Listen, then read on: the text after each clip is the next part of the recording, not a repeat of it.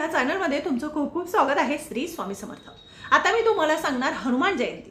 हनुमान जयंती म्हणजे संकट निवारण करणारे, संकट दुःखांचा नाश करणारे आणि इडापिडा घालवणारे असे हनुमंत भगवानांची जी जयंती आहे ती 2 एप्रिल म्हणजे चैत्र महिन्यातील पौर्णिमेच्या 2 एप्रिल दिवशी आहे। तर ह्या दिवशी आपल्याला हा उपाय करायचा आहे। याच्याने आपल्या घरातली नजरबाधा, दृष्ट, घरातली इडापिडा संपूर्ण नाहीशी होते। तर हा उपाय करायचा आहे। तर आता मी तुम्हाला सांगते की बघा, अगोदर तुम्हाला सांगते की सकाळी हा उपाय करायचा आहे किंवा संध्याकाळी, कारण की हनुमंत भगवान जे आहे भक्ती शक्ती आणि संकटांपासून मुक्ती असे हे प्रतीक मानले गेलेले आहे। भगवान रामांचे अतिशय प्रिय भक्त आहे, म्हणून परम भक्त आहे, अलौकिक शक्ती युक्त असे हे हनुमंत आहे। म्हणून ह्या दिवशी आपल्याला हे उपाय करायचे आहे। आता उपाय कोणता करावा ते सांगते। बघा, उपाय करण्यासाठी तुम्हाला 7 लोंगा लागणार आहे।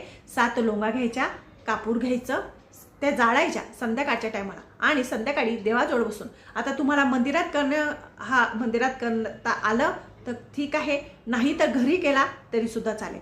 पण हनुमंत भगवानांचा आणि शनी भगवानांचा फोटो आपल्या घरामध्ये ठेवत नाही, कारण की ते ब्रह्मचारी आहे। शनिदेवांचा फोटो आपल्या घरात ठेवत नाही, आपल्या देवघरामध्ये, आणि हनुमंत भगवानांचा सुद्धा ठेवत नाही। त्यामुळे ह्या 2 फोटो आपल्याला ठेवायचे नाही। हे मी स्वामी समर्थ केंद्रानुसार तुम्हाला सांगते। तर जर तुम्हाला मंदिरात करणं शक्य असेल तर तुमचे मुलं वगैरे असेल त्यांना पाठवायचं। 7 लोंगा कापूर घ्यायचा, त्यांना तिथं जाळायला लावायचं। जर त्यांना तिथं हनुमान चालीसाचं पठण करता येत असेल तर ते करायचं, नाही तर ओम हनुमंताय नमः, ओम हनुमंताय नमः या मंत्राचा 108 वेळेस जाप करायला लावायचा। चमेलीचं तेल, गोड, फुटाणे किंवा हरभऱ्याचे लाडू तुम्ही हनुमंत भगवानांना अर्पण करायचे।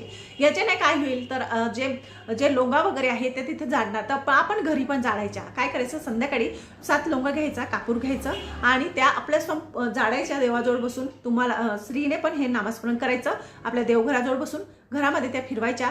याच्याने काय होईल, घरातील नकारात्मक शक्ती, दुष्ट शक्ती बाहेर जाईल, घरामध्ये सुख नांदेल, सकारात्मक शक्ती प्रवेश करेल, संकट दुःखांचा नाश होईल। म्हणून हा उपाय आपल्याला हनुमंत जयंतीच्या दिवशी करायचा आहे। नक्कीच करून बघा, अनुभव घेऊन बघा। श्री स्वामी।